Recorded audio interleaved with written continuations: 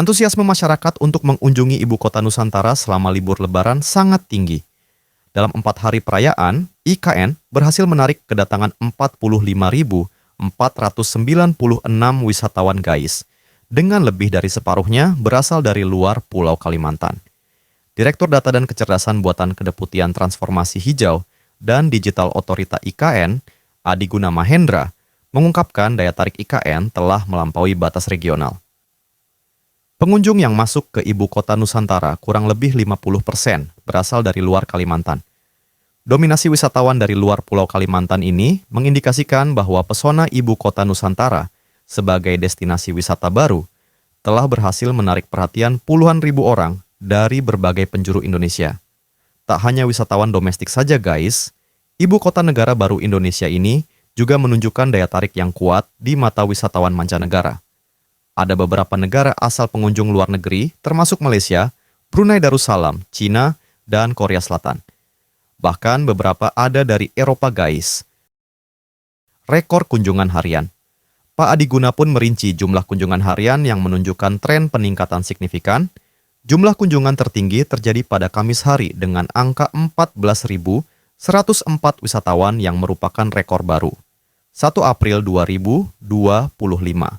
Hari kedua Lebaran. 8.219 orang. 2 April 2025, 12,958 orang. 3 April 2025, 14,104 orang. Jumlah kunjungan tertinggi. 4 April 2025, 10,215 orang. Para wisatawan ini terpincut dengan beragam destinasi di ibu kota Nusantara yang menampilkan langgam arsitektural modern tropis yang menawan. Beberapa di antaranya adalah Istana Garuda yang megah, Istana Negara, Gallery Center, Visitor Center, Plaza Seremoni, Taman Kusuma Bangsa, Beranda Nusantara, serta deretan kantor Kementerian Koordinator.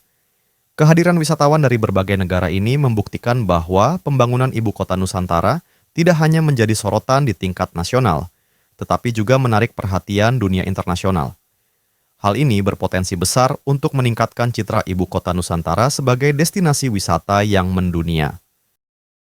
Staf khusus Kepala Otorita IKN Bidang Komunikasi Publik, Pak Troy Pantou, berharap para pengunjung dari berbagai kota di Indonesia dan mancanegara dapat membagikan pengalaman mengesankan mereka saat berkunjung ke IKN melalui media sosial dan komunitas.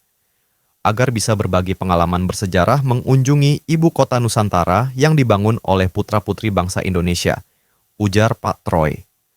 Pak Troy juga menyampaikan apresiasi kepada seluruh petugas otorita IKN, relawan, aparat TNI dan kepolisian, serta berbagai pihak yang telah bekerja keras melayani antusiasme masyarakat yang berkunjung ke ibu kota Nusantara selama libur Lebaran.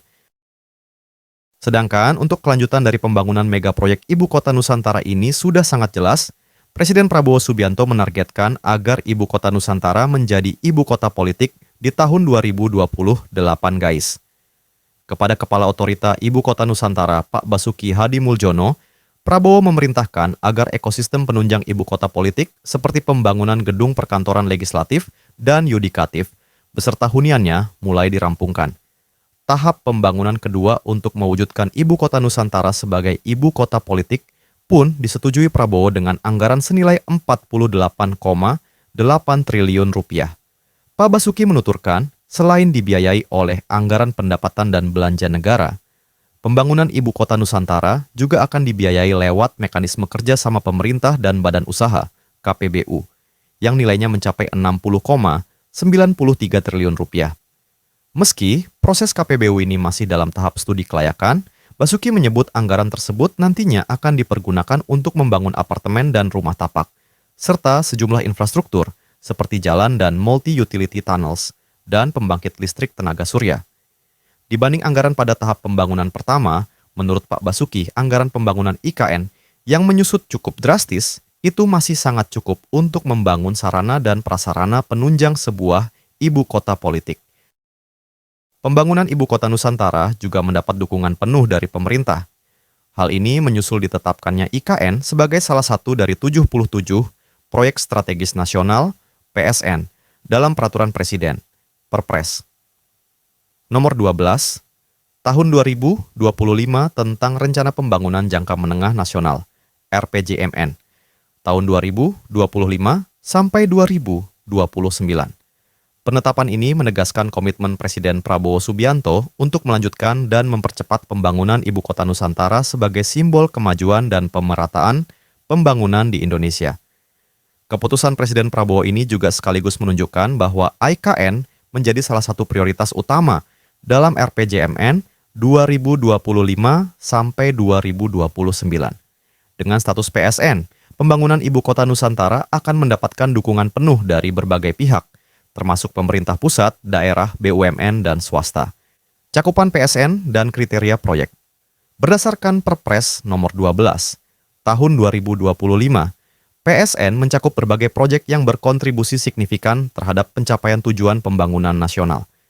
Beberapa di antaranya adalah program makan bergizi gratis, proyek swasembada pangan, energi dan air, proyek hilirisasi industri, proyek pembangunan manusia, dan proyek IKN sebagai PSN lanjutan. Dari 77 PSN yang ditetapkan, 48 diantaranya merupakan proyek lanjutan dari periode sebelumnya, dan IKN termasuk di dalamnya GAIS. Hal ini menunjukkan keberlanjutan komitmen pemerintah dalam merealisasikan visi Ibu Kota Nusantara.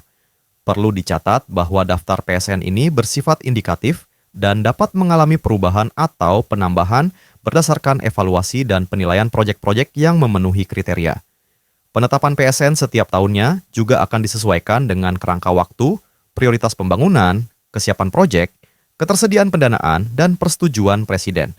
Dengan ditetapkannya Ibu Kota Nusantara sebagai PSN, diharapkan pembangunan Ibu Kota baru ini dapat berjalan lebih lancar dan efisien. Dukungan dari berbagai pihak sangat penting untuk memastikan IKN dapat menjadi kota yang modern, berkelanjutan, dan layak huni bagi seluruh rakyat Indonesia.